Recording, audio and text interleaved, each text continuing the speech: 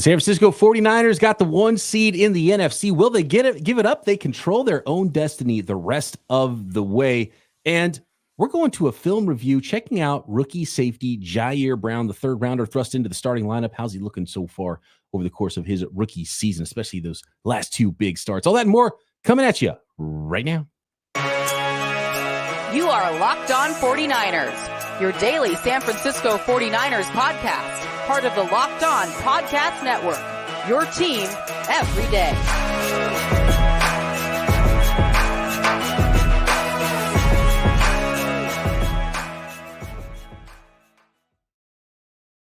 Welcome to Locked On 49ers. Brian Peacock and Eric Crocker at BD Peacock at Eric_Crocker. Thanks everybody for making us your first listen right here on the Locked On Podcast Network, your team every day. Appreciate all of the everydayers out there. Subscribe up on YouTube and everywhere you get your podcast. Today's episode of Locked On 49ers is brought to you by Gametime. Download the Gametime app, create an account, and use code LOCKEDONNFL for $20 off your first purchase.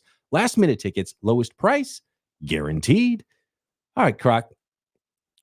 The Cowboys. Are you done being a Cowboys fan? Because they handled their business. They beat the Philadelphia Eagles, 33-18, I think it was, on Monday Night Football. And the Eagles dropped from the 1 seed in the NFC all the way down to the 5 seed for the time being.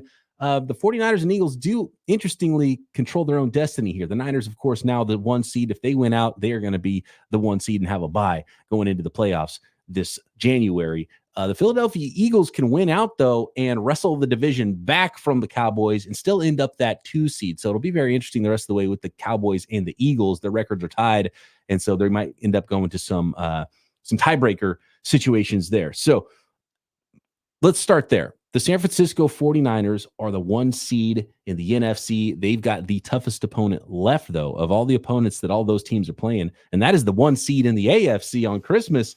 You got 49ers, Ravens, which is going to be a lot of fun. So this thing is not done, but we did get to the point, Croc, where the 49ers now do control their destiny, and I think that's all 49ers fans asked for this season. I think as an NFL team, that's all you can ask for, right? The first goal that teams have heading into a season, and of course, you want to win the Super Bowl, but it's win your division. So they are in control of winning the division, and not just the division, you are in control of winning the conference, which is big. So you're talking about first round bye. You're talking about you not having to leave the Bay Area until potentially going to a Super Bowl. So I think it's really set up nice for a 49ers team with the way that they play. And just the path to the ultimate goal, which is the Super Bowl. By the way, here we go. It worked out for you. You didn't root too hard for the Cowboys, did you? Not at all. Matter of fact, it was the best of both worlds. My brother was here watching, and I told him before the game, if you guys play like trash, I get to talk stuff to you.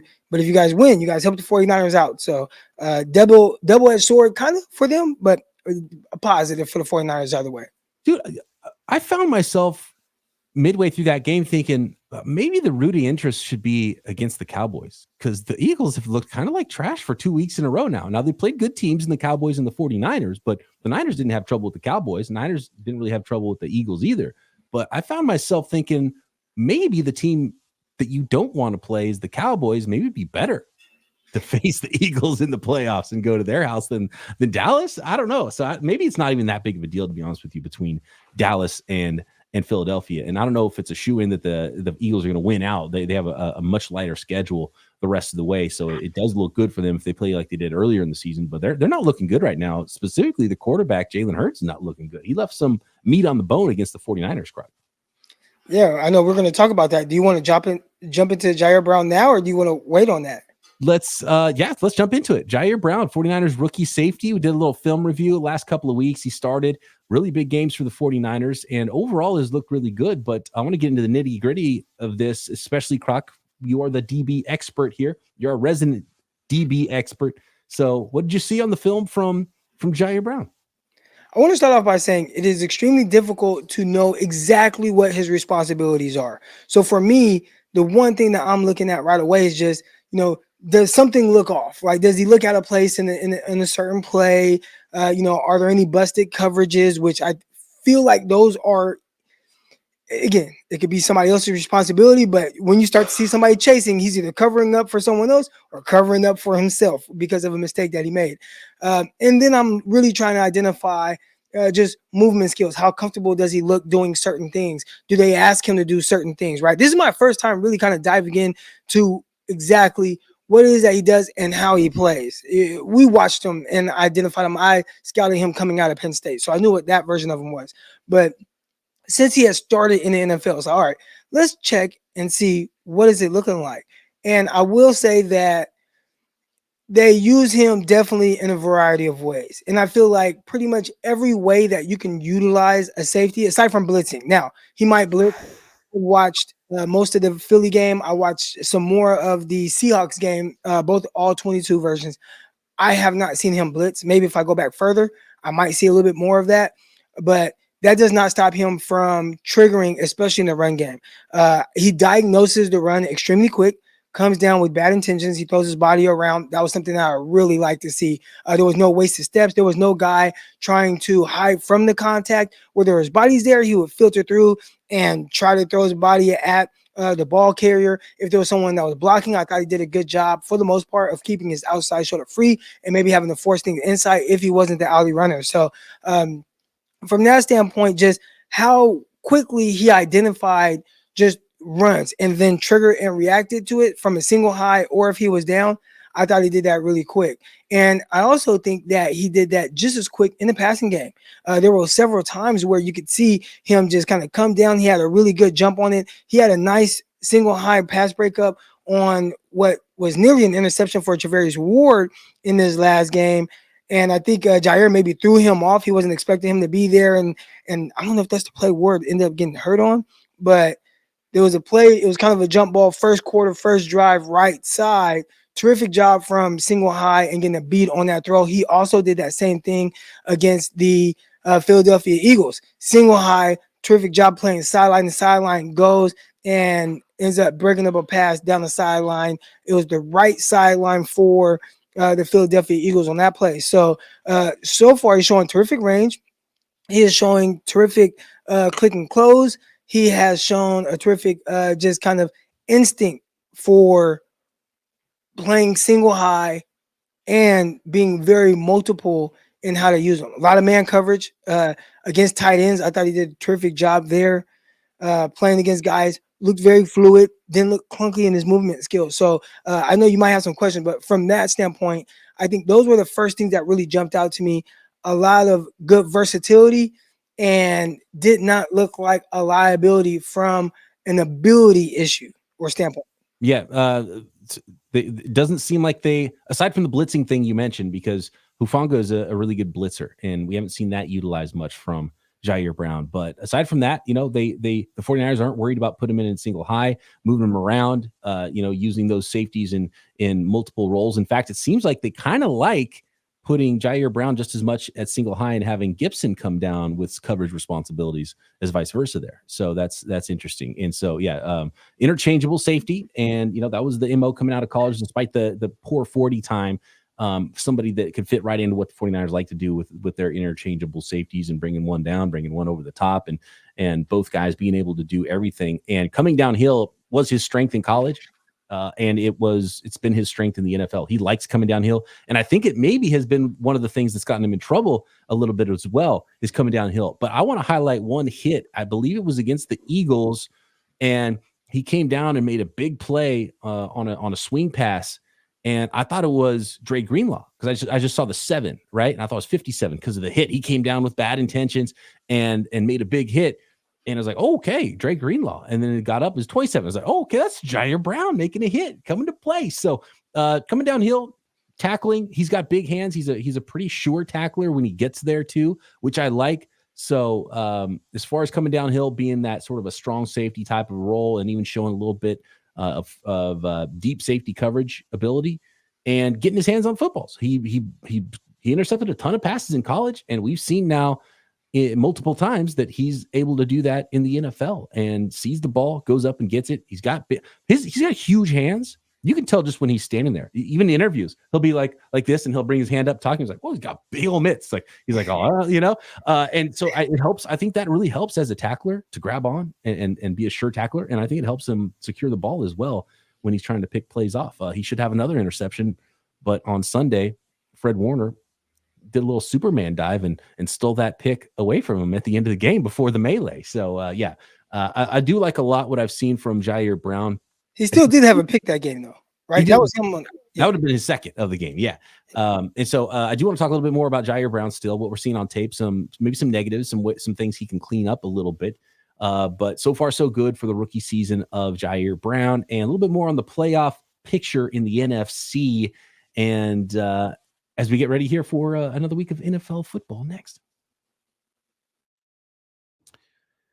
Today's episode of Locked On 49ers is brought to you by Gametime. Right now, use code LOCKEDONNFL. Get $20 off last-minute tickets at Gametime. More on that offer in a minute, because when you are getting ready for your next big event, whatever it is, you're buying tickets, you're excited for you and the family, for you and your buddies. You're going to go see the 49ers play. You're going to go see an NFL game, college football game. You're going to go to a concert, comedy, music, theater events, whatever it is near you. Gametime is the fast and easy way to buy those tickets, and they've got killer last minute deals, all-in prices, views from your seat, and the best price guarantee. That makes Gametime the place to go and take the guesswork out of buying those tickets. So it's not a hassle when you're buying tickets, because sometimes what's it like with these seats? Well, you see a picture of the seats, of the view from your seats. You know what you get when you buy. All-in price is my favorite part. I hate the hidden fees when you're about to check out and you're like, oh no, these tickets are actually twice as much as what you thought they were going to be. No, with Gametime, all-in prices show your total up front. You know what you're getting. You know you're getting that great deal. Couple taps, you buy those tickets. They're right there on the app. You don't have to go fishing through your email with Gametime. So take the guesswork out of buying tickets with Gametime. Download the Gametime app, create an account, and use code LOCKEDONNFL for $20 off your first purchase. Terms apply. Again, create an account and redeem code LOCKEDONNFL for $20 off. Download Gametime today. Last minute tickets, lowest price guaranteed.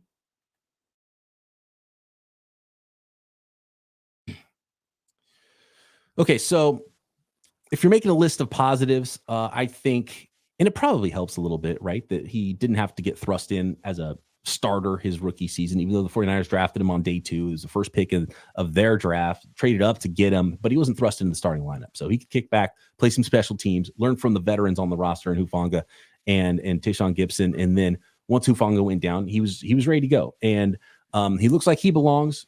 Like the way he tackles. I like the way he comes downhill. I will say, though, sometimes Croc, he could come downhill maybe a little too hard.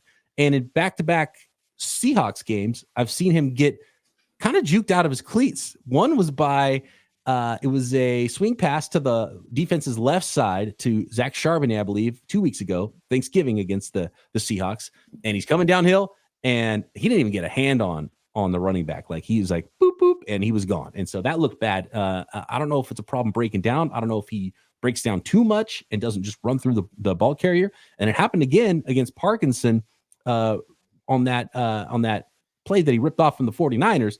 Shane Waldron, good job ripping that off from Kyle Shanahan, and I think Bill Walsh before him. But again, Parkinson gave him a little, just a little head nod, and he got juked pretty bad by that. Like, getting juked by a running back is one thing. Getting juked by a tight end is a bad look. And so I'm sure he got some stuff in the film room after that one. But it could hurt him in the passing game as well, coming downhill a little bit too hard. Just some weird stuff. There was, matter of fact, the very first play of the Philadelphia Eagles game. I sent you. I said, man, this is the first play.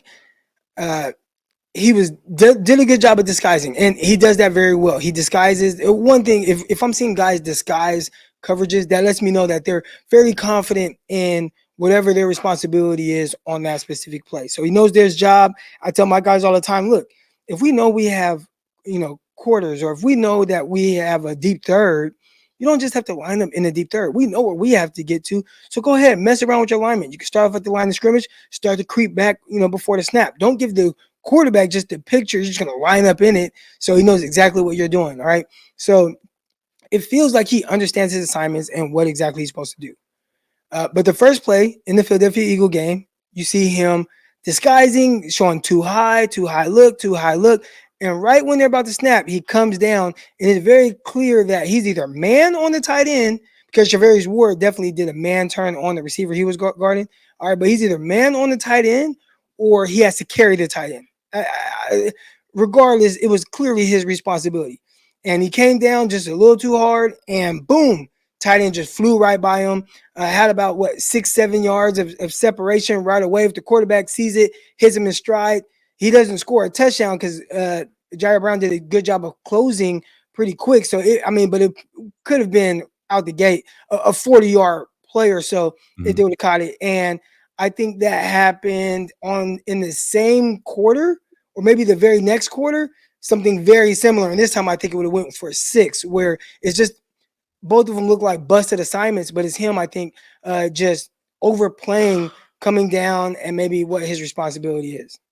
Maybe trusting his speed a little too much, that he's going to be recovered, because the first play, it was like, where are you going, dude? He was running like full speed towards the tight end, and the tight end runs by him, and he stops and turns around and runs right back and starts chasing him. It's like, where are you going, dude? And so it'd be interesting to hear his point of view and what the responsibilities were on that play. And then the other one, was a complete bust that Jalen Hurts didn't see. And I know Hufanga went through some of those things, right? And he's done a lot better at not having those coverage busts. He had a couple of them last year that were pretty big busts in coverage and letting guys behind him and maybe being too aggressive for whatever he might be seeing, whatever he might be keying on.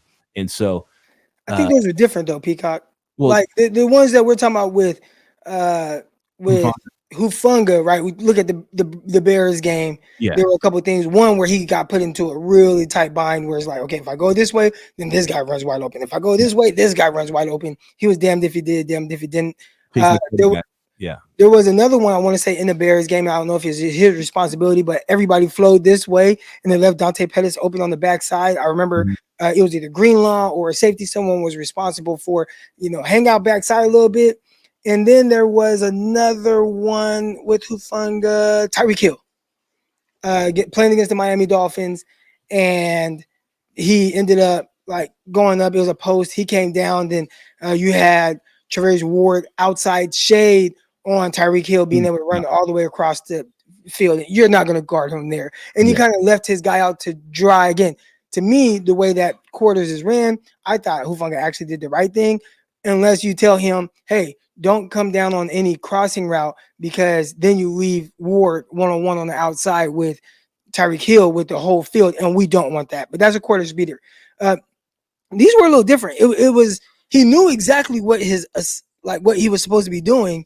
He just overplayed it. Yeah. And the one thing I do like about that is at least, all right, we can correct that. Hey, just come down a little bit more under control, play catch from depth, and then you can carry that route, right? Like I can correct that. So nothing I saw. Matter of fact, I saw some really good things in man.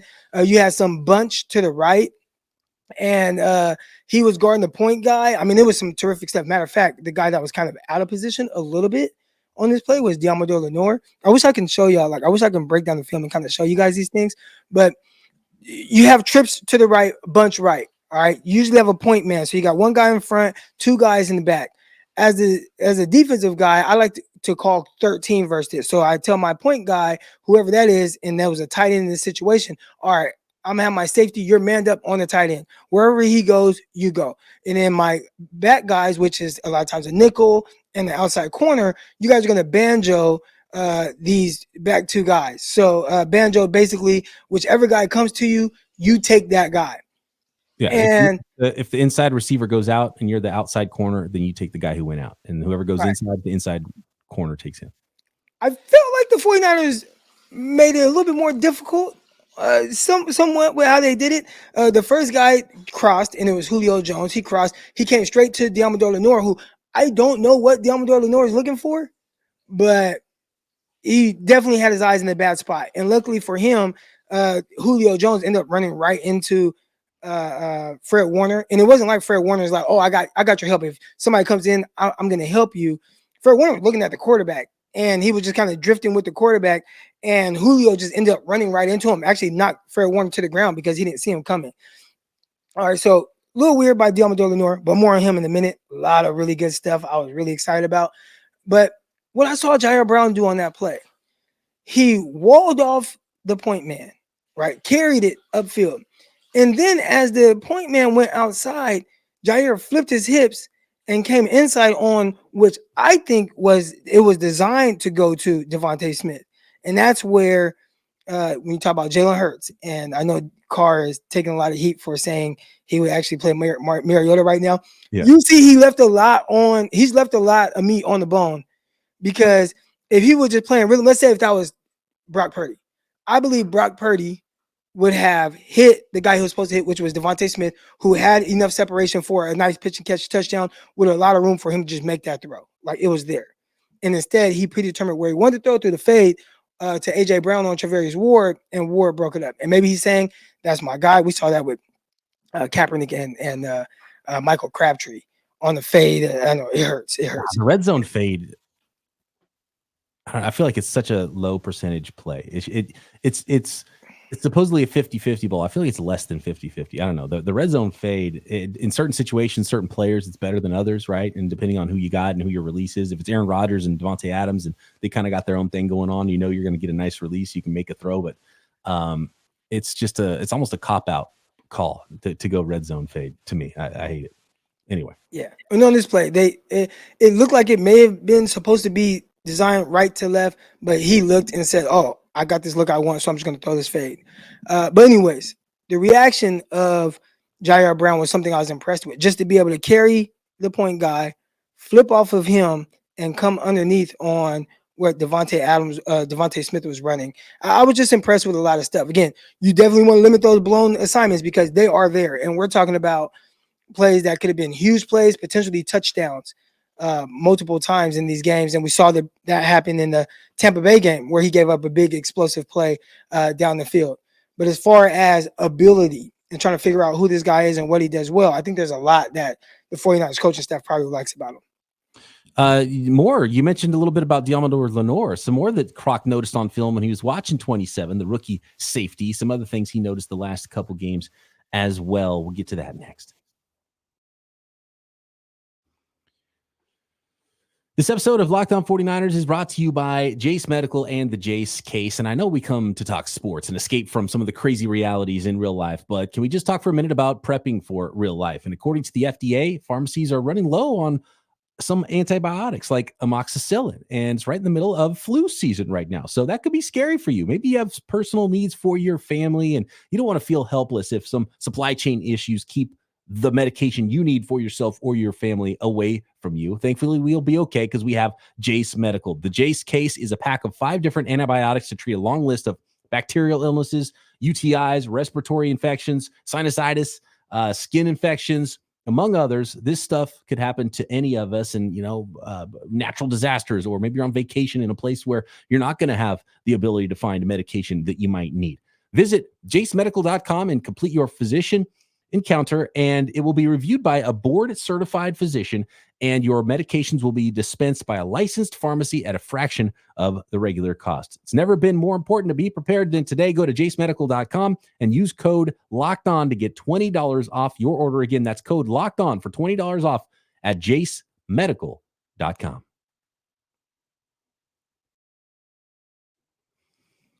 One more note on the rookie Ji'Ayir Brown, and that is that your guy, Deshun Goldson, who was hired this summer, I believe I think it was this year he was hired, right? Recently, this year to be, to help out. And Ji'Ayir Brown after the game said that he's been a huge help for him. And I loved hearing Ji'Ayir Brown talk about, first of all, the personality for Ji'Ayir Brown. I can see why the 49ers are like, this is one of our guys, right? Because you see the way he plays. And it's just stylistically, he fits what a John Lynch would want out of his safety, I think. And you hear him speak, and he's a smart dude, and he's always smiling. He seems like he's just glad to be there, So I love seeing Ji'Ayir Brown's interviews, and he talked about Deshun Goldson and what Deshun Goldson has helped teach him so far in his NFL career. And he also spoke about the lineage of safeties in San Francisco, and he's like, this is what we do here, right? And so I loved hearing that, whether it's Deshun Goldson or Dante Whitner, right? And you could keep going all the way back, Lance Schulters and remember John Keith. I always remember John Keith. It'll always stand out to me. Small school guy. No gloves, no nothing. Nothing. Brought the thump. He didn't care. And his nickname come out of, I think, Furman, small school guy. Nickname was Shakespeare because he made plays. So I'll never forget that one. It's a great nickname too, John Keith. But obviously you go back to, Dwight Hicks and of course, Ronnie Lott, the Hall of Famer. So the safety position doesn't get a lot of credit in 49ers history, but I loved hearing Ji'Ayir Brown talk about that as a rookie, to have that perspective and getting coached up by one of Croc's favorite guys, Deshun Goldson, and the physicality, and Ji'Ayir Brown is up to that. As physical as guys can be these days in the NFL, I liked hearing that from Ji'Ayir Brown, so I wanted to throw that in as well. Love watching Deshun Goldson, one of my all-time favorite 49er players. Yeah. It's cool to see him on the staff. And I will say, being at training camp, kind of seeing him out there on the field, I'm like, man, he's kind of bigger than I expected to be, as a he was 6'2", right? 6'2", like 200. 6'2", 205, 210. Yeah. And he played some outside corner at Washington and kind of converted full time to safety with the 49ers. That was one of the best things. I think that was the Singletary era too, right? I think that's one of the best things that the 49ers did, was identify him as a conversion from outside corner, just because he went straight to, he didn't mess around at corner with the Niners. It was straight from, hey, we think this guy's a safety. Came, played safety. He was a hitter at corner, and he took off. So John Lenore, another mid-round guy, making good for the 49ers. What'd you see from Demo, aside from getting all angry and getting tossed out of the game on Sunday? So Diontae Lenon, first of all, while watching it, I was just like, man, the 49ers just continue to do really good finding these guys, fit 6th round that can at the very least contribute in some type of way. Because that's what you're looking for, right? Yeah. When you're drafting a corner in the 5th round, do you think this guy is going to be a starter for several years? It's not really thoughts. It's just, hey, we see some things we really like in this guy. He has the right makeup. Let's see kind of what happens with this guy. And, maybe he's a good special teamer. Maybe he has some kind of depth, but he has been a good starter, and not just a good starter. He's kind of taken on that Diontae Johnson role as kind of like the Swiss Army knife of the defense. You need me to play in the slot, I can do that. You need me to play outside, I can do that as well. And that's not easy. Playing in the nickel is extremely difficult, and then bouncing around from nickel to outside without blowing a bunch of coverages is difficult as well, because you have so much more on your plate. Having to be on the same page with the linebackers, having to be on the same page with the outside guys, having to be on the same page as the safeties, and moving it around. So he's been doing a terrific job of that. Plays outside in your base coverage, slides inside in nickel type situations.